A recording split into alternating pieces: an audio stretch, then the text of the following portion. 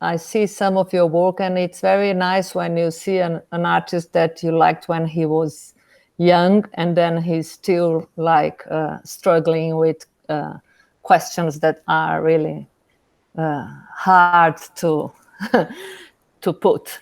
So it was very nice, and I also use your work as one of in my classes. I teach at the university, so you were one of my references when I talk about the relation between art and politics, and how difficult it is to what are the boundaries or the definitions.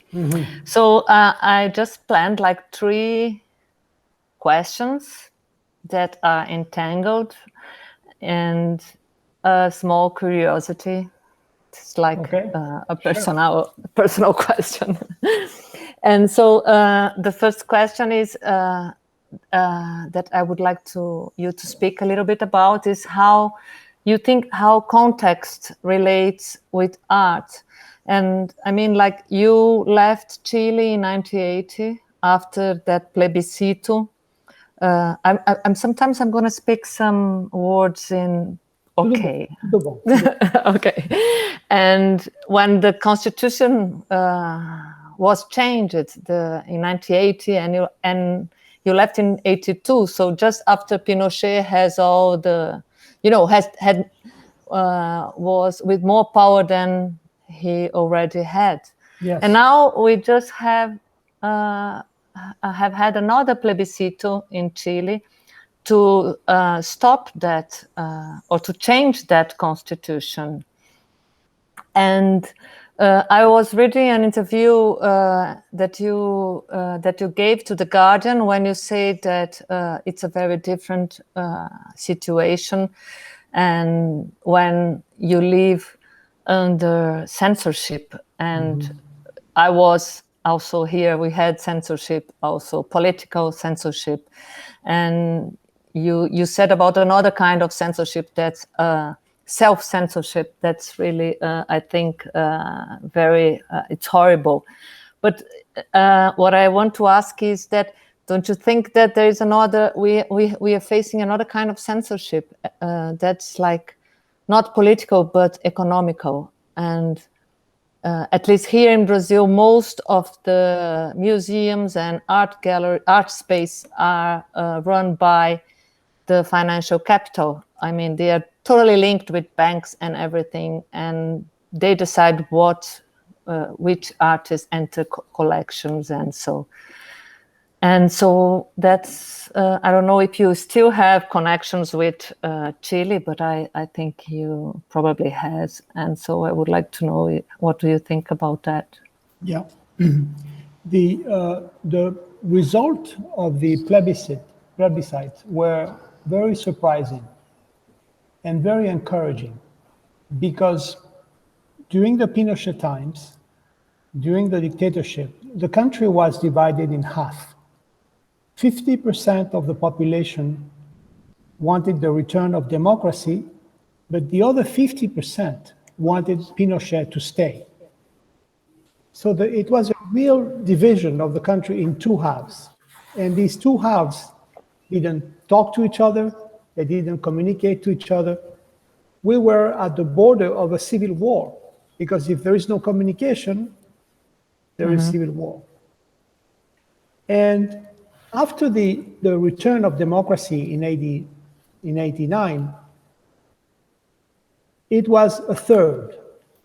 The country was divided in 3/3. There was 1/3 that was still pro-Pinochet, very much right-wing. 1/3 that wanted the return of democracy and they were progressive, and 1/3 that was center-right, which are the Christian Democrats. So the country was divided in 3 parts. And this has been going on since 1989 until the year 2020. 1/3, 1/3, 1/3. So when this new plebiscite happened, we thought it was going to be very close. But we were surprised to discover that it was almost 80%. 78% said yes, and 22% said no. So now it's not anymore 1/3 and 2/3 or half and half. It's almost 80% that wants change. And that was a reason for, um, for optimism. It's a very optimistic result that 80% of the population wants change. And so that was encouraging. Now, in Chile, like in Brazil, like in most countries, the world of culture is always suffering, is always in pain. And there isn't enough resources dedicated to culture. But the world of culture is fundamental, is very important. It's, the world without culture would be unthinkable. So for me, the world of culture is like the air we breathe. It is essential, it is fundamental. Nietzsche said that without music, life would be a mistake. I think we can say the same from the point of view of the arts. Without the visual arts, without art, life would be a mistake. So the world of art is precious. It's our most important capital. In fact, I have a work which is a neon that says cultura igual capital. Culture equals capital. Because I really believe that this is our most important capital. It's not the bank money. It's not the money we have in the bank. It's really culture that is our most important capital. And we have to preserve it. We have to take care of it. Also, ideologically and politically and socially, the space of art and culture is the last remaining space of freedom. So that also makes it very precious. This is where you and me can speak in a language that is totally free. There is no other place where we can do that, where we can dream about a better world, change the world, invent models of thinking the world, nuevos modelos de pensar el mundo. This is the only place where we can do that. So that's why this is like the air we breathe. And the fact is that we have always have to fight for the existence of that space and to preserve its independence, its freedom, its stability, its resources. And it's a constant fight. Yeah. It's a constant fight. That's the reality. It has always been like this.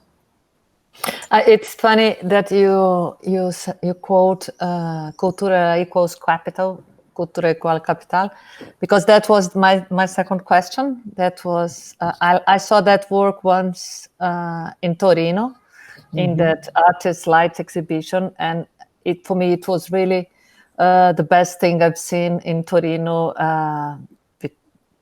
I don't know, it was so beautiful, so small, and in the right place, and it has history.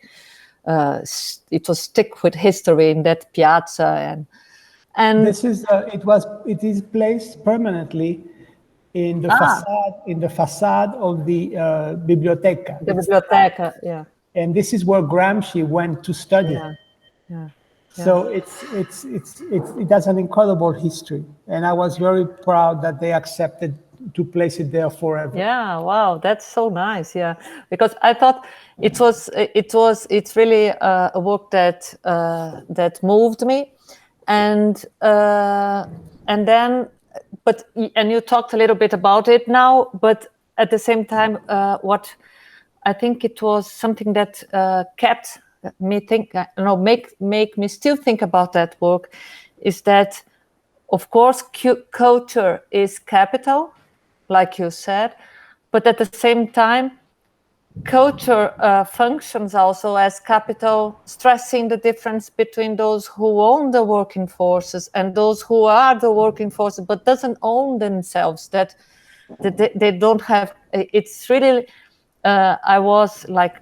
I saw it also as culture equals capital, so it can't be a weapon against capital because it is capital in a way also.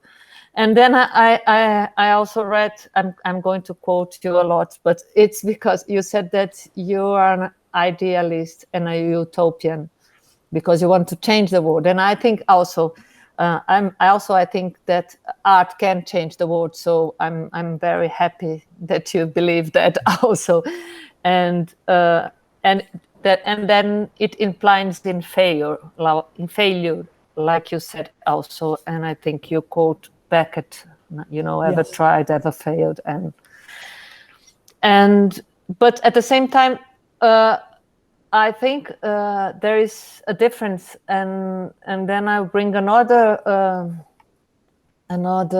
artist that you quote in that publication you did that I like very much. That I have only 3 of your small books: that the Gramsci Ashes, and Letter to Jane, and the John Cage, and that's Godard. And in that short film, Je vous salue Sarajevo, he stresses that he stresses that there is a difference between culture and art. And he says culture is the rule and art is the exception, and the rule wants to destroy the exception. And then I would like you to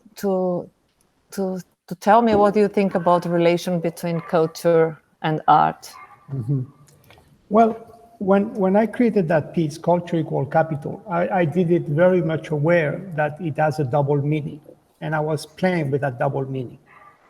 On the more optimistic and positive meaning would be that culture is our true capital. That is clear. Mm-hmm. But of course, it was also a comment how the market, what we call the art market, have dominated the cultural life. And investors have come into our little art world, and they treat art as commodities and as an investment. And so in that sense, culture has become a capital. So it is an ambiguity in the title and in the work itself, that it was a way to recognize the reality that we live. Mm-hmm. And this is also thinking about what Godard says. Godard says that art is not only a reflection of reality, but it is also the reality of that reflection. Mm-hmm. Art is not also the reflection of reality, like a mirror to reality. No, it's also the reality of that reflection. Mm-hmm. And so this work, this idea of saying culture equal capital, reflects that. Mm-hmm. And it also suggests something that it is unavoidable, that we are part of the system. Yeah. There is no outside the system. Everything we do is part of the system. The Dada movement tried to make the revolution. The Fluxus movement tried to do the revolution. And then the performance movement and the conceptual movement. Every single movement that was a rebellion against the system failed, and it became part of the culture and part of the capital. So it's important to understand that there is no outside of the system. So whatever we do is part of the system, and we have to learn how to function within that system. And there are certain things we can do and certain things that are much more difficult to do. So I again, quoting Godard, who said, it might be true that you have to choose between ethics or aesthetics. But it is also true that whichever one you choose, you will always find the other one at the end of the road. So everything we do contains a conception of the world, and it's unavoidable. And we can decide to take the aesthetic road, but this becomes an ethical road. And you say, no, I don't want to have to do nothing with aesthetics. I want to take the ethical road. You take the ethical road, but in order to make it visible, in order to make it public, in order to transform that into an artwork, you have to create something. And that something has an aesthetical dimension. So it becomes aesthetics. So it's impossible to avoid. Yeah. Yes, very nice. It's very nice what you say. And I have my third question. It's because I see in your work lots of reference of left-wing philosophers, Gramsci, or well, even Godard, but more traditional ones like Mao, even, or Marx, and you, even in that Let 100 Flowers Bloom, you say that the piece stands as a metaphor for the struggle of intellectuals all over the time, or Pasolini also, you know. And in that this publishing project that I like, you had one of them, that Letter to Jane, that for me is really a masterpiece film. and and in that film, Godard, he makes that question that I think that has also is very contemporary, because he says, what is the role of the intellectual during revolution, or revolutionary or times, or as we are living today, I don't know, counter-revolutionary times. And what do you think is the role of the intellectuals? Well, I think that we have a very important role to play, because we can create models of thinking the world. That's what we do. We work with reality, we analyze reality, we interpret reality, we translate reality, and we create models of thinking reality. But reality cannot be represented. It's not true that we represent reality. It's impossible. Reality cannot be represented. What we can do, we create new realities. So that's what artists do. Everything we do contains a conception of the world, but it's also a new reality. And so that is why we have this extremely huge privilege of being artists, but also a big responsibility, because we can affect change with our ideas, with our work. And when the work is successful, it enters the world of culture, the world of society, and produces change. Yeah. In 1964, there was a white American writer called Irving Wallace, and he wrote a book called The Man. So the book was very successful, and it sold 1 million copies. And a lot of people started writing about this book in 1964. And they did a film version of this book, and another film version. And then they did a TV series on television about this book. So it became a very popular subject. And some rappers, some musicians started singing about the content of this book called The Man. And what was this book about? It was about the United States, that somehow the president of the United States died, and then the vice president was sick, so he couldn't replace him. And somehow they moved down to the top person that should become president because of all this that happened. And that person was a black man. So for the first time in history, there was a black man president of the United States. This is 1964. And so this idea of a black president entered through literature, through television, through cinema, entered the imagination of the American people. And for 20, 30 years, it became normal to see a black president on television, and to see a film and the president was black. It became absolutely normal. This is one of the most racist countries in the world.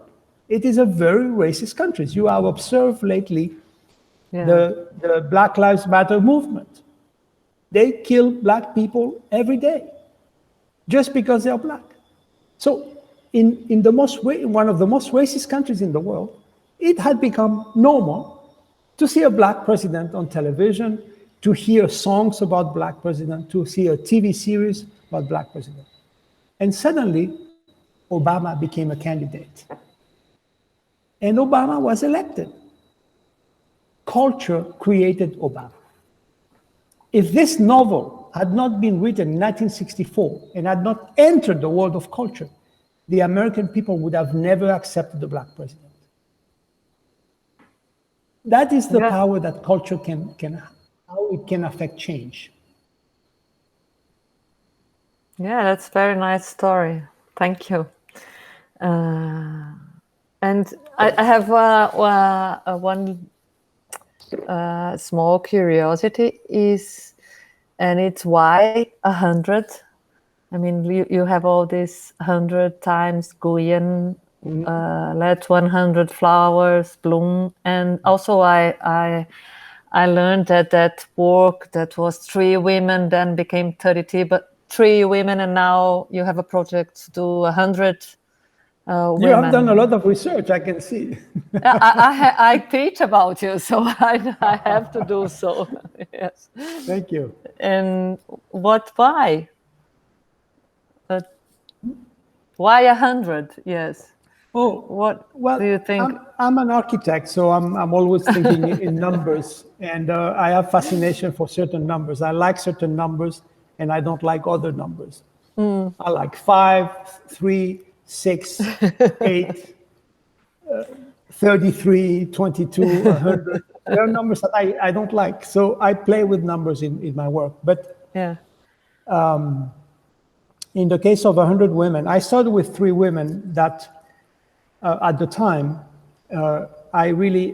they were my heroes. I thought they were extraordinary women doing an incredible work, and they were not very well known in society. So I thought I'm going to make an homage to these 3 women. And I did it, and then slowly I realized that why stop at 3? There are so many extraordinary women changing the world. And I always believed that if there were more women presidents and more women in politics, it would be a very different world. And so I decided to shine a light on extraordinary women doing extraordinary work in different parts of the world. Some of them are in prison, some of them are censored, some of them are being killed, but they're doing extraordinary work. So I thought it was a way for me to give them visibility. So that's why I started this series, and we are up to 33, because it takes a lot of research to decide which one we want to include in this work, because there are many candidates. So we have to go through a lot of research and decide which one are the next ones that we will add. It's an exercise. It's an exercise of recognition of a reality, of the importance of women thinking, women thought, and women action that is not part of our world. The role of women is still dismissed in society today, at least in this country, and mostly around the world, in Latin America. So basically, it's a way to contribute to this discussion about the equality of the sexes. Thank you, Alfredo. I think do you teach? I was teaching, I stopped. Yes, in New York? Yes, in different universities, but I stopped. I was too tired, and I was becoming a little intolerant with my students. I've always been very, very generous. I want to help them, but with age and time, and I've started to lose my patience, and I thought maybe you have to stop, and I stopped. Ah, that's a pity. Well, thank you so much, and I hope that we can meet one day, like in presence, not I hope so. through screens. I hope so. Thank you so much. Yeah, Dora. and I'll watch your speech in Zoom, and I don't know how if they are all going to be open to everybody, but I already have. I think so. Yeah. I already told my students, so I hope they make some questions also. Terrific.